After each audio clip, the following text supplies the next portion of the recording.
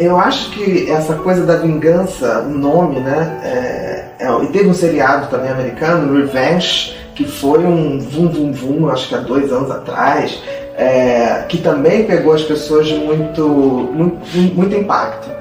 Vingança é uma tendência também do ser humano, né? A gente falou de traição, mas a vingança também eu diria que é um sentimento que mobiliza muito o ser humano. O que acontece? A vingança é quando a gente, ao se sentir traído em geral, a gente quer fazer justiça. Só que tem que justiça é algo racional, que se faz em função de um código de ética, de um código moral, leis pré-determinadas. Já a vingança, quem sofre a traição se acha no direito de fazer uma vingança que seja fazer o outro sofrer o que a pessoa sofreu, a traída sofreu, digamos assim. O que é muito complicado, porque se a vingança tem um conteúdo emocional, essa justiça não tem como ser feita de forma racional. Então, assim, vingança, ela tem um conteúdo emocional que impossibilita, na grande maioria das vezes, de ser algo que tenha cunho de justiça. Então a gente tem que ter muito cuidado, porque vingança e traição, em geral, a gente conversou sobre traição já, mas a vingança ela vem a partir de uma pessoa se sentir traída, quebra suas expectativas, sofre, né? Que pega um sofrimento por isso, e ela se acha no direito de fazer o outro sofrer. A traição, ela traz esse sentimento imediato de revolta, de dor, e aí a pessoa munida disso, ela vai para a vingança. Agora, eu costumo dizer que a vingança, como ela está muito na coisa emocional, ela lembra aquela coisa aquele código muito antigo, que é olho por olho, dente por dente. Só que tem que, quando você vai fazer uma coisa, a pessoa te fez sofrer, e você vai fazer a outra sofrer, quem garante que a outra vai sofrer tanto quanto você? Porque o outro não é você. Então quando você fala assim, não é da minha natureza, mas eu não sei qual é a natureza do outro. Então assim, o que dói em mim pode não doer no outro. O que é bom pra mim pode não ser bom pro outro. E tem um outro ditado também, não só olho por olho, dente por dente, tem um outro que é 2 erros fazem um acerto. Né? A pessoa que gosta da coisa da vingança, ela diz assim, não, ele me traiu, então eu traio, 2 erros fazem um acerto. Eu acho uma besteira, até porque assim, você não precisa fazer o errado porque o outro fez errado. Você pode simplesmente fazer o que está no seu coração, o que está na sua essência. A gente volta a bater naquela coisa. O grande aprendizado é que a gente vai aprendendo a ser a gente, independente do que o outro fez ou não. A raiva está muito ligada a uma emoção imediata. Sim. Então, por exemplo, a pessoa te frustrou, você tem aquela raiva. A raiva é uma onda, chega a ser quente. Eu costumo dizer que as pessoas sentem raiva e se esquentam, né? O que acontece é que a vingança, ela precisa muito mais, ela deflagra com a raiva, mas ela precisa de algo para mantê-la. Porque assim, manter um projeto de vingança é uma coisa que dá muito trabalho, gasta muita energia.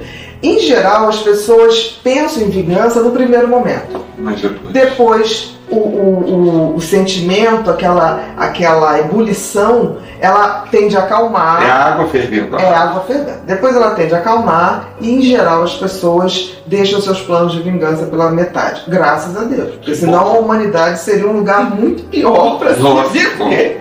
Se todo mundo levasse a cabo os seus planos de vingança que fazem num momento de raiva, ia ser muito difícil a gente ter um convívio. Então, dentro desse aspecto, o mais importante é que a gente entenda o seguinte, a raiva traz esse pensamento, essa distorção essa distorção do que seria justiça, mas não é justiça.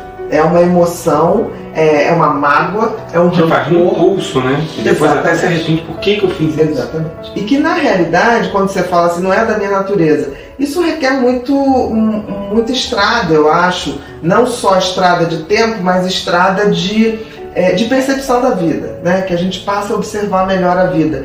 O que eu constato, assim, que eu observo na grande maioria das vezes, é que as pessoas que partem para uma vingança, elas passam a viver em função daquilo. E viver em função daquilo é algo muito trabalhoso. Porque assim, para o cérebro, raiva é uma coisa que faz mal, libera adrenalina, libera noradrenalina, então é uma coisa que você tem que estar sempre atento. A vingança demanda um tempo, um investimento que para o cérebro não é bom. Enquanto você está no processo de vingança, você está convivendo com aquela pessoa que você não quer conviver. Se você quer fazer justiça, é porque você já não quer nem estar perto daquela pessoa, porque aquela pessoa te magoou de alguma forma. Então, enquanto você mantém esse sentimento da vingança, você está conectado com aquela pessoa, você não está livre. Então, assim, a melhor coisa de você não ter que se vingar ou abrir mão disso, deixar a raiva passar, porque ela passa, e não depois se botar num plano de vingança, é você ser livre. Eu diria que no caso de raivas, assim, quando envolvem traições, pensamentos de vingança, seja de um colega de trabalho, seja de um relacionamento, seja de alguém da sua família, seja de um amigo, bota aí umas 5 noites, uma semana, 15 dias. Não vai dar uma noite só. Não, 15 dias, porque assim, porque passa.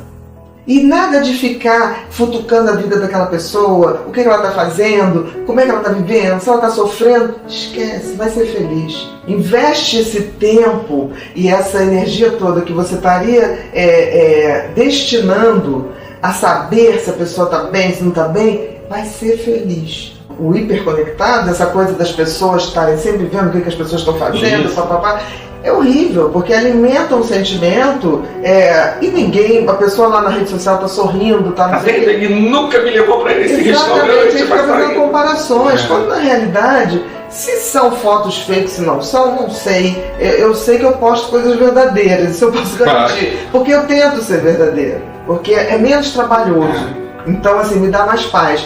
Mas, assim, ficar seguindo as pessoas em redes sociais, vendo o que ela está fazendo ou não, é gastar seu tempo deixando de ver o que te faz feliz, o que te faz uma pessoa melhor. Eu acho que não é a melhor solução. Pega uma vitamina D, pega um solzinho, ouve um mar, ouve uma música, que com certeza vai ser muito melhor. Traição é quando você tem uma quebra de lealdade, de fidelidade, em relação a uma determinada pessoa ou grupo. Porque assim, para você ter lealdade, para você ter fidelidade, tem que haver um convívio muito íntimo com as pessoas, né? Por isso que eu costumo dizer que traição só te trai quem é muito próximo de você.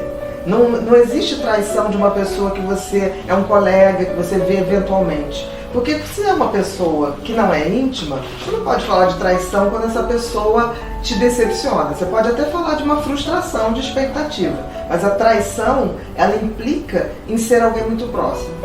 Então isso já denota a questão da intimidade. Quem vai te trair, come com você. Quem vai te trair está muito próximo, ou divide a cama, ou divide o trabalho, ou divide as angústias, ou divide os sentimentos. Isso é o peso da traição, né?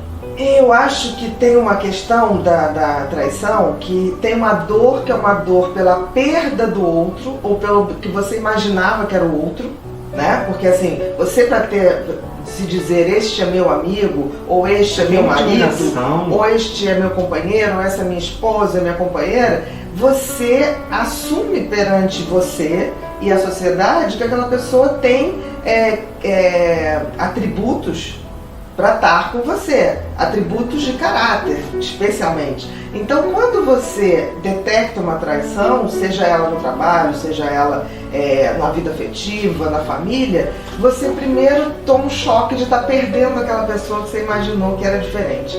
E segundo, que você também está perdendo o seu conceito do que é fidelidade, lealdade. Porque se você tinha aquela pessoa como uma pessoa fiel e leal, a partir daquele momento que você detecta isso, você vai ter que rever. Isso tem a ver exatamente com essa dificuldade de você perceber que você, de uma certa maneira, diante daquela influência, você se deixou cegar.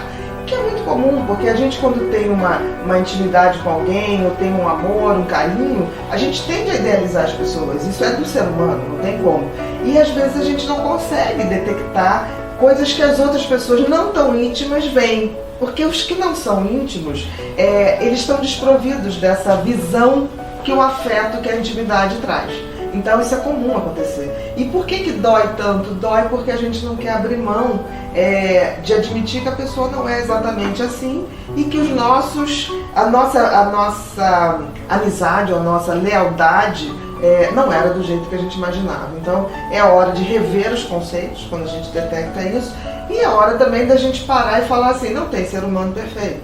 Então assim, a gente tem que parar também de idealizar tanto as pessoas e ter uma visão mais ampla das imperfeições humanas. A traição não é um atributo exclusivo de sociopatas, não é de borders ou de psicóticos, ou não tem uma característica. Não existe. A traição é algo que está na índole, eu diria, do ser humano. A questão a gente vai traindo menos, a gente vai amadurecendo e vendo que a gente já não disfarça, a gente não cria um personagem para mostrar para alguém, a gente passa a ser a gente mesmo. Então eu acho que a questão da traição, ela é característica do ser humano e principalmente mais um atributo da juventude ou do não amadurecimento. Do não amadurecimento. E aí cria esse conflito, porque quem trai, em geral, cria um personagem que dá para o outro, e quem é traído acredita nesse personagem. Então eu acho que no fundo a gente tem que trazer a questão, se eu estou amadurecendo, eu tenho que ser mais quem eu sou, sendo amado ou não, né? Ou vai me amar quem vai me amar, ou então tem gente que vai me odiar por eu ser exatamente como eu sou. Mas é isso que é amadurecer. Quanto mais íntimo você é de uma pessoa, quanto mais afeto você nutre por uma pessoa, seja no trabalho, seja numa relação afetiva, seja na família, você fica incapaz de ver quem a pessoa realmente é. E muitas vezes você quer corresponder a essa visão idealizada que a pessoa tem de você. Então, no fundo, a traição, você às vezes se deixar trair, tem muito a ver com um pouquinho de vaidade. Né? Porque às vezes você tem que se despir, você tem que ser você mesmo. E a outra pessoa também, o que trai, muitas vezes ele cria um personagem para ser idealizado, para ser gostado. Então tem que aprender sem mágoa, sem rancor, com humor. Eu brinco assim, eu prefiro ser a cor do que trair. A essa altura da minha vida, com 52 anos, é uma honra ser a cor. Não sofra, agradeça, porque saiu da sua vida. E aí sai o que não é verdade. Exatamente. E fica o que é verdadeiro.